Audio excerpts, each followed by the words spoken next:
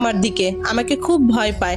আমি আমার ভুল এতদিনে বুঝতে পারলাম। আমি ছুটে গেলাম আয়েশার রুমের দিকে। বাইরে থেকে কান্নার আওয়াজ আসছে। কতটা কষ্ট না তাকে দিয়েছি আমি, আমার নিজেরই কষ্ট হচ্ছে এখন। আমি আস্তে আস্তে করে দরজা খুললাম।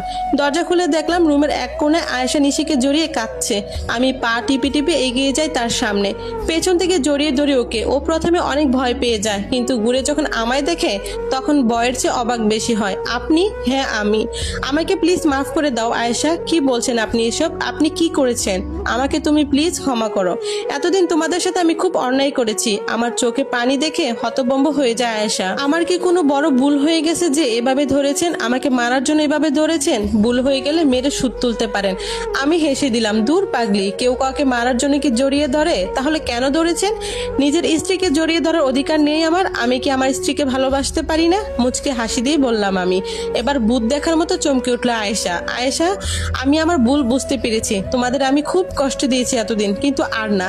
তুমি আমার স্ত্রী, আমার অর্ধাঙ্গিনী, আর নিশি আমার মেয়ে, আমার সব। কেঁদে দিল আয়েশা আমার এই কথা শুনে। এতটা বোধ হয় কোনোদিনও আশা করেনি সে। আমি কি স্বপ্ন দেখছি বলুন না প্লিজ? আরে না, এটা বাস্তব। আর আমি তোমাকে জড়িয়ে ধরেছি, এটাও বাস্তব। আমি এতটা ভাগ্যবতী, আল্লাহর কাছে হাজার হাজার শুক্রিয়া। আমি আয়েশার কপালে চুলগুলো সরিয়ে একটা আলতো করে চুমো দিলাম। আর হ্যাঁ, আর আপনি না কিন্তু, এবার থেকে তুমি করে বলবে। খুশিতে কেঁদে দিল আয়েশা। ও আমাকে জাপটে ধরলো। জানো এই দিনের জন্য কত অপেক্ষা করেছি আমি।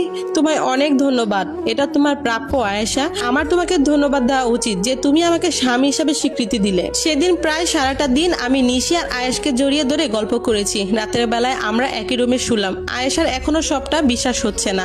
আমার বুকের উপর মাথা দিয়ে আয়েশা উপরের দিকে তাকিয়ে আছে। আমি তাকে জড়িয়ে ধরে আছি। আয়েশা শুনো, বলো চলো আমরা দূরে কোথাও চলে যাই, যেখানে কেউ আমাদেরকে চিনবে না। কেন?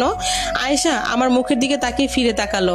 আমি চাই না আমাদের মেয়ে জানুক যে আমি তার দ্বিতীয় বাবা। যদি কোনোদিন জানতে পারে তবে সে হতাশায় ভুগতে পারে, নিজেকে অন্যদের থেকে আলাদা দুর্ভাগ্যবান মনে করতে পারে, আমার কাছে আসতে ইতস্তত করতে পারে, সে কষ্ট পেতে পারে। আমি সেটা চাই না, কিন্তু এই সমাজে থাকলে কোনো না কোনো ভাবে সে সেটা জেনেই যাবে সত্যটা।